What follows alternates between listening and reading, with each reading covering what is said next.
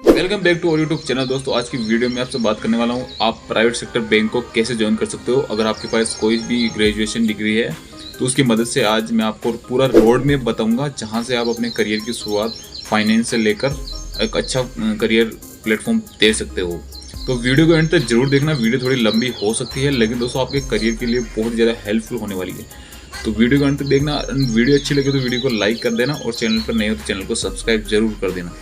So finally बात करते हैं कि अगर आप प्राइवेट सेक्टर बैंक को ज्वाइन करना चाहते हो तो उसके लिए क्या एलिजिबिलिटी है और कैसे आप उसको ज्वाइन कर सकते हो और कौन कौन लोग उसको ज्वाइन कर सकते हो और उसमें आपको कौन सी प्रोफाइल मिलने वाली है अगर आप एक फ्रेशर हो तो। सो ये वीडियो केवल फ्रेशर के लिए होने वाली है। अगर आप एक्सपीरियंस है तो इस वीडियो को स्किप कर सकते हो। बाकी जो फ्रेशर्स है उनके लिए ये वीडियो बहुत कंप्लीट रोड मैप होने वाला है प्राइवेट सेक्टर बैंक को ज्वाइन करने का। सो फाइनली शुरुआत करते हैं वीडियो को। सो सबसे पहले आपको बता दूं कि अगर आपने ग्रेजुएशन कर रखी हो, चाहे बीए हो, बीकॉम हो या फिर कोई भी डिग्री हो, चाहे आप इंजीनियरिंग से हो या फिर कहीं से भी हो, तो आप इस प्राइवेट सेक्टर बैंक को ज्वाइन कर सकते हो। तो सबसे पहले जानते हैं कि इसके उसका पूरा रोड मैप क्या है। सो फाइनली मैं बता देता हूँ कि अगर आपने ग्रेजुएशन कर रखी हो और इसके अलावा आपके पास कंप्यूटर्स की थोड़ा बहुत नॉलेज हो या स्किल्स हो तो उसके साथ ही आप naukri.com या लिंक्डइन से आप डायरेक्ट अप्लाई करके वहाँ से जॉब ले सकते हो। लेकिन बहुत सारी दिक्कत लोगों को ये आती है कि उनका इंटरव्यू क्लियर नहीं हो पाता है और वो इंटरव्यू में जवाब नहीं दे पाते या फिर फुल्ली कॉन्फिडेंट नहीं हो पाते। तो इसका भी आप मैं एक बढ़िया तरीका बताने वाला हूँ, तो उसके लिए आप पूरा वीडियो को एंड तक जरूर देखना। सो फाइनली मैं बता दूँ कि अगर आपने ग्रेजुएशन कर रखा हो तो कुछ बेसिक चीज़ें जो प्राइवेट सेक्टर बैंक में इंटरव्यू के तौर पर पूछी जाती है और जिनका आपको भले ही आप ज्वाइन नहीं कर रहे हो फिर भी आपको उनका नॉलेज होना ज़रूरी है। सो कौन सी वो चीज़ें हैं मैं बताता हूँ। सबसे पहले दोस्तों आपको बैंक की जो बेसिक चीज़ें होती है जैसे account, saving account, current account, FD, RD, SIP, mutual fund, ये जितने भी नॉलेज है ये आपको पता होनी चाहिए। और अगर आपको नहीं पता है तो गूगल करके इन चीज़ों को आप हिंदी में आराम से अपनी लैंग्वेज में सीख सकते हो। जैसे इन चीज़ों को आप अगर सीख लेते हो तो उसके बाद थोड़ा सा अपर लेवल में आना पड़ेगा आपको। अपर लेवल में होता है जो पेमेंट ट्रांजेक्शन वगैरह होता है, यानी कि आप यूपीआई, आरटीजीएस, नेफ्ट, इनके बारे में आपने सुना ही होगा। तो इन चीज़ों का भी आपको थोड़ा सा नॉलेज लेना पड़ेगा अगर आप प्राइवेट सेक्टर बैंक ज्वाइन करना चाहते हो।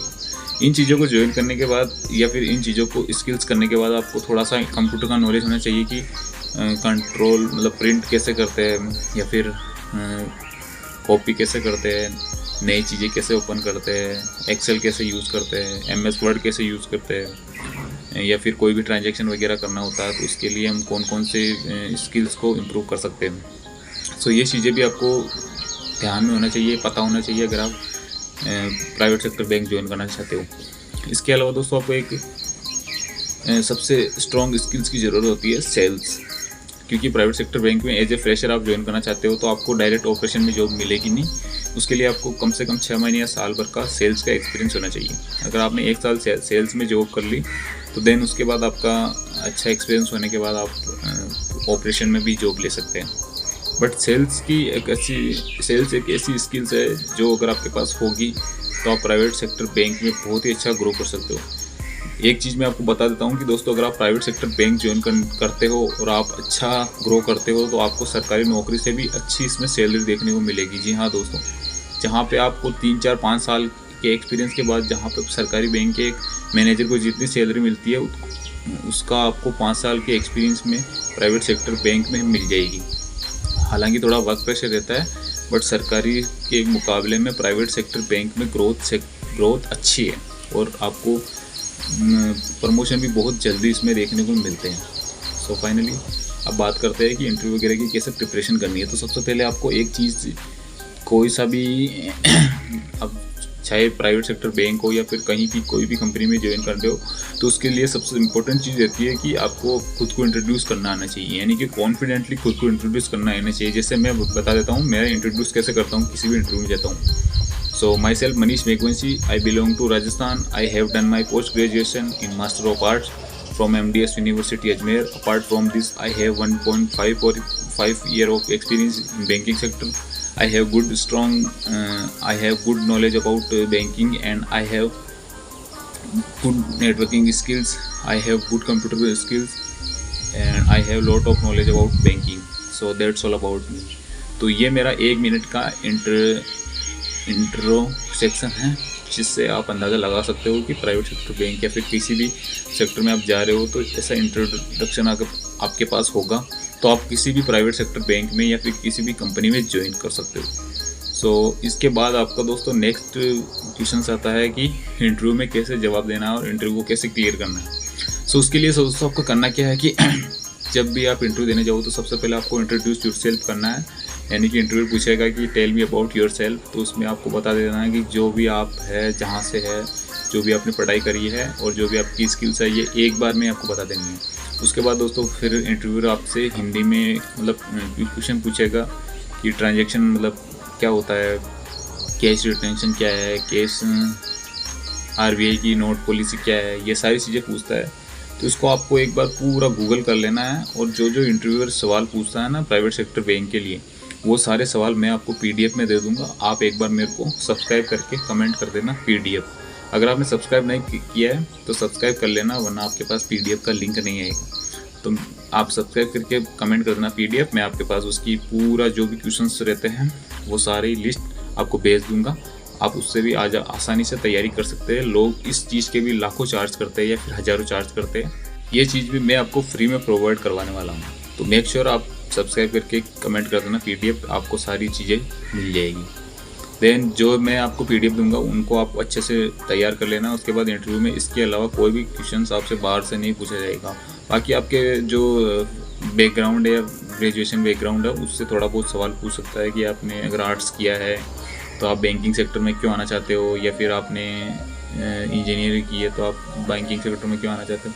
तो इसका भी सिंपल आप जवाब दे सकते हो कि बैंकिंग एक अच्छा ग्रोइंग सेक्टर है, यहाँ पे मैं अपने करियर को अच्छा सिक्योर कर सकता हूँ, या फिर अच्छा ग्रोइंग सेक्टर है जहाँ पे एक अच्छी ग्रोथ मिल जाती है और हर टाइम पर एक करियर पाथ के लिए बहुत अच्छा ऑप्शन हो सकता है। तो ऐसी कुछ चीज़ें होती है जो आप इजीली बता सकते हो, जहाँ से आपको एक अच्छा सा टेक मिल जाएगा कि आप क्या बोलना है क्या नहीं बोलना है।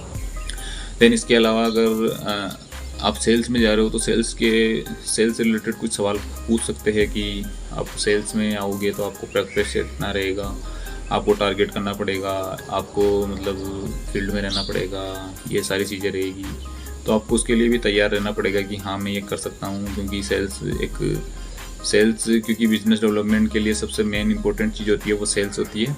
अगर सेल्स को अच्छे से कर लूँगा तो मैं अपने करियर में अच्छा सा मूव कर जाऊँगा या अच्छा इम्प्रूव कर लूँगा। तो ये सारी चीज़ें आप सेल्स से रिलेटेड थोड़ा कुछ गूगल से या ChatGPT से पूछ सकते हो, तो वो अच्छा जवाब देगा। और खुद से भी थोड़ा सा एक्सपेरिमेंट करिए। अगर आप कहीं पे भी इंटरव्यू देने जा रहे हैं तो दोस्तों उसको जब तक आप खुद से प्रिपेयर या खुद से उसको इंट्रोड्यूस या फिर खुद से उसको एक्सपेरिमेंट नहीं करेंगे तब तक आप उसमें अच्छा रिस्पॉन्स नहीं दे सकते या कॉन्फिडेंट नहीं हो सकते। जैसे आज मैं बोल पा रहा हूँ तो कॉन्फिडेंटली बोल पा रहा हूँ, क्योंकि मेरे अंदर वो स्किल्स है कि मैं कॉन्फिडेंटली बोल पा रहा हूँ, क्योंकि मैंने 2 साल बैंक में काम किया। तो मेरे को पता है कि कैसे कस्टमर से बात की जाती है, कैसे कस्टमर को हाइप्नोटाइज किया जाता है और कैसे लोगों से बात करी जाती है। तो ये चीज़ें आपके अंदर होनी चाहिए, और इन चीज़ों को जब तक आप खुद से प्रैक्टिस नहीं करोगे तो आपके अंदर नहीं आएगा। अगर आप कहीं पे भी इंटरव्यू देने जा रहे हो तो दोस्तों उससे पहले आप या तो मिरर के सामने या फिर कैमरा ओपन करके खुद से पूछो कि क्या मैं ये कर सकता हूँ। खुद से सवाल करो कि इसका जवाब क्या होगा। खुद से पूछो कि मैं सेल्स में ये कर सकता हूँ वो कर सकता हूँ। आपको थोड़ा सा मतलब शर्म आएगी या फिर आप मान सकते हो कि थोड़ा सा आपको अजीब लग सकता है, लेकिन दोस्तों ये सबसे अच्छी स्किल्स होती है खुद को कॉन्फिडेंटली करने के लिए। मैं भी दोस्तों पहले ऐसे हिचकिचाता था कि मेरे से क्या होगा या कैसे मैं बोल पाऊँगा, लेकिन दोस्तों जब ये चीज़ें आप खुद से करने लग जाओगे या फिर मिरर के सामने या फिर कैमरा के सामने आप बोलने लग जाओगे तो एक बार आपका कॉन्फिडेंट बिल्ड हो गया, उसके बाद आप कहीं पर भी कोई सा भी इंटरव्यू क्रैक कर सकते हो। सो बेसिक ये चीज़ें रहेगी। बाकी जो भी अदर चीज़ें रहती है आप कमेंट करके ज़रूर पूछ लेना कि आपको क्या क्या चीज़ों को फेस करना पड़ रहा है, तो मैं उसका जवाब ज़रूर दूंगा। और हाँ, वीडियो अच्छी लगी हो तो वीडियो को लाइक ज़रूर कर देना। मिलते हैं नेक्स्ट वीडियो में नेक्स्ट टॉपिक के साथ, तब तक के लिए जय हिंद जय भारत।